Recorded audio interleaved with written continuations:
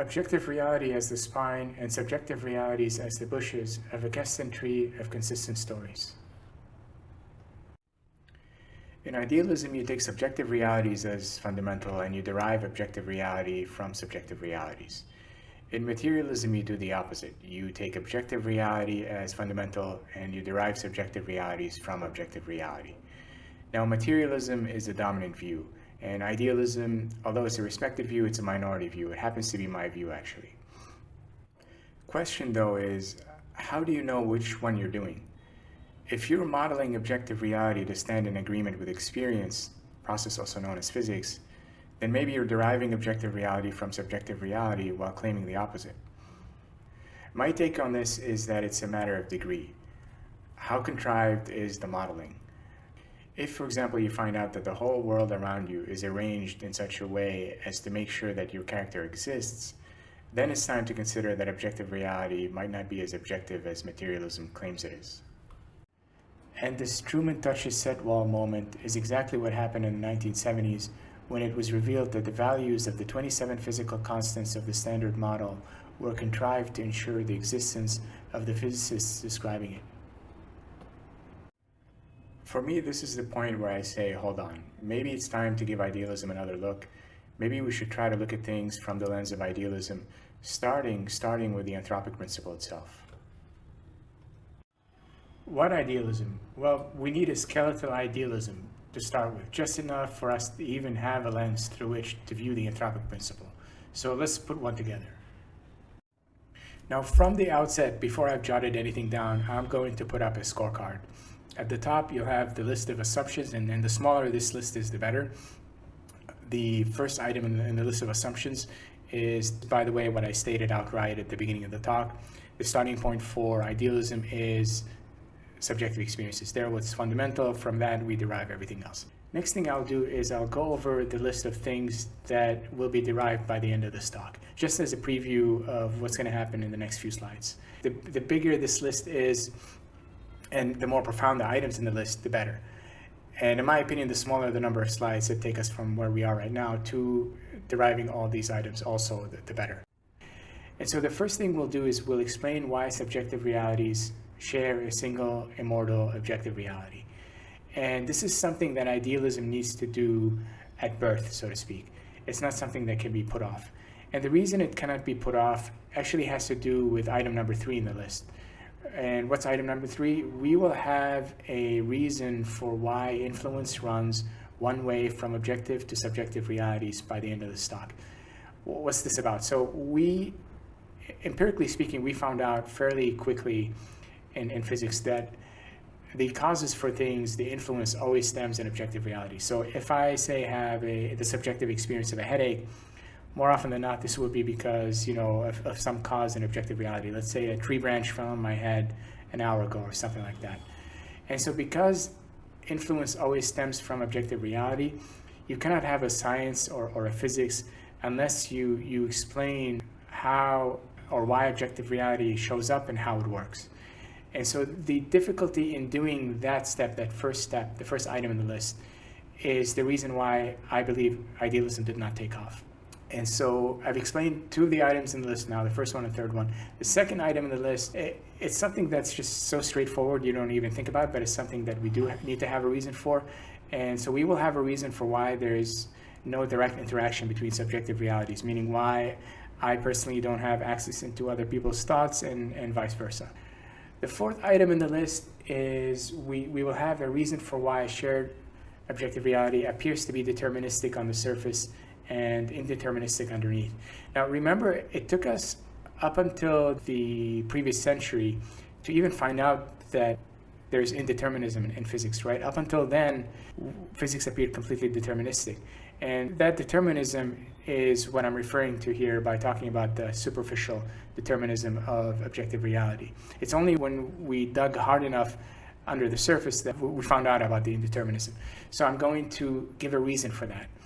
And finally, I will give a reason for why today's physics struggles with subjective experience. And so even though I agree, of course, that physics struggles with subjective experience, in fact, I'm going to give you a reason for why physics struggles with subjective experience, I never really believed that it's the kind of struggle that would have prevented idealism from taking off. And I think a lot of people think that this struggle, natural struggle that we have in physics with subjective experience is the reason why idealism didn't take off. I don't agree with that. I think the reason idealism didn't take off, again, I've already gone over that. It's because you need to explain how shared objective reality shows up, and that is just something that hasn't been done up until this talk. The reason I believe this is because I believe we do have a good proxy for subjective experience, and that is stories. In fact, I think stories may be even more than just a good proxy for subjective experiences. I think they may be the whole shebang, but I'm not going to claim that in this talk. And the reason why they're good is because stories are just a sequence of words, which you can turn into a sequence of bits, and physicists and mathematicians are more than happy to work with strings of bits. So we'll start by representing subjective experiences in story form. Now, given plural experiences, I'm motivated to structure the story as a story tree. So at this point, we have enough of a skeletal framework for idealism to read enough of the anthropic principle for it to be useful for us. So what we're going to do is we're going to imagine that we are dwellers of this primordial framework of idealism that we've put together. And all it is really is the idea of a story tree. That's all there is.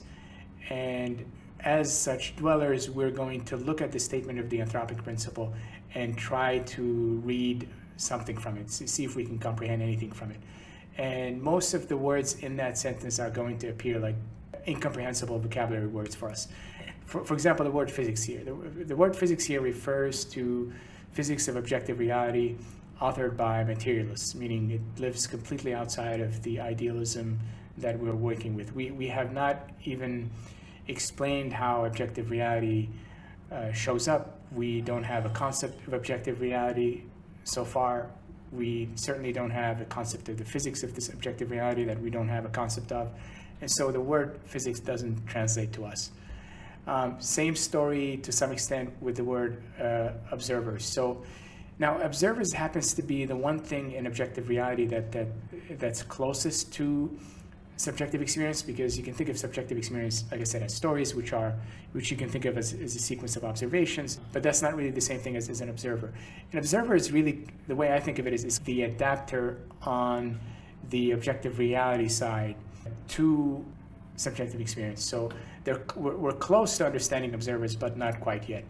So what can we parse out of this sentence that's useful for us? What can we understand from this sentence?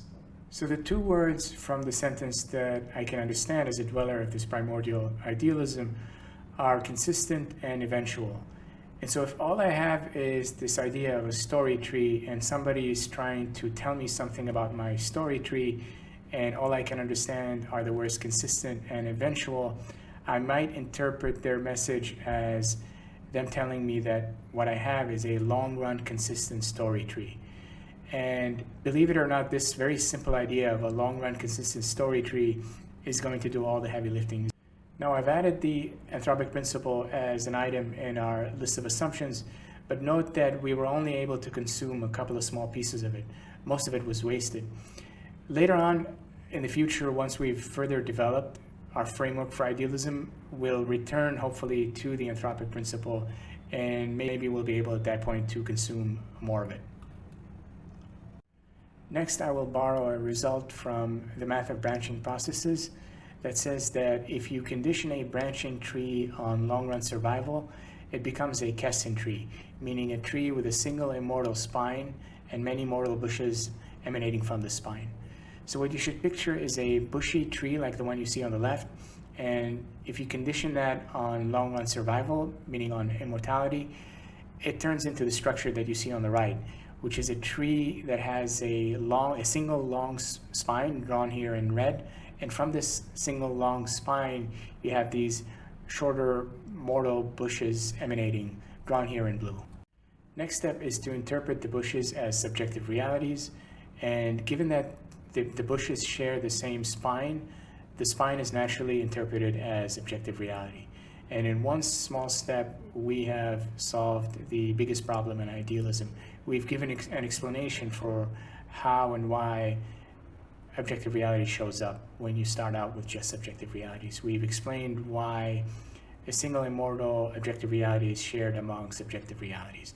So item number 1 moves up into the derived list, and in fact 2 more items follow very quickly.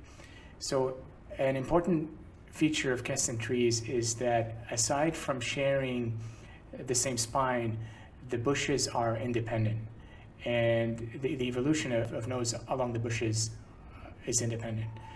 And that gives us an explanation for why there is no direct interaction between subjective realities. Furthermore, evolution along the Kesten tree runs from the spine, upwards along the spine, and outwards along the bushes. And so we also have very quickly an explanation for why influence runs one way from objective to subjective realities. Remember, the spine is objective reality, and influence is running from the spine outwards into the bushes. And so influence is running from objective to subjective realities. So 3 items on our list derived in one small step. Now, as a typical branch grows in length, the space of possible consistent completions collapses, meaning the branch approaches its mortality. The spine, however, is conditioned on immortality and must therefore grow in such a way as to not collapse the space of possible completions, or at least minimally collapse the space of possible completions. In this sense, it grows without adding new information, meaning the features of the spine that influence the spine's evolution, read observed features, evolve deterministically.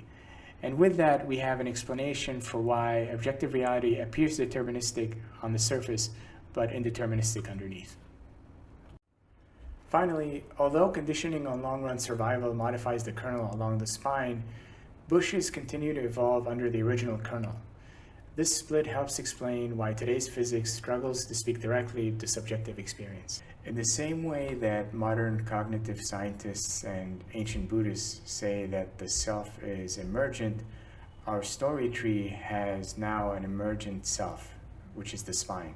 And this development creates an opening. So earlier we were talking about digesting pieces or words from the anthropic principle through the lens of this very early version, skeletal version of idealism. And some words were more digestible than others. The word consistent specifically, I think, is particularly digestible in our framework. So if we say a story is consistent with X, that very simply translates in our framework to story tells X. So if we then push harder on this idea of consistency and think instead of the story simply being consistent, think of it really as being self-consistent, then by saying that the story tree is self-consistent, we're saying that the story tree tells itself. Most of us have seen these Escher drawings. They're drawings that draw themselves.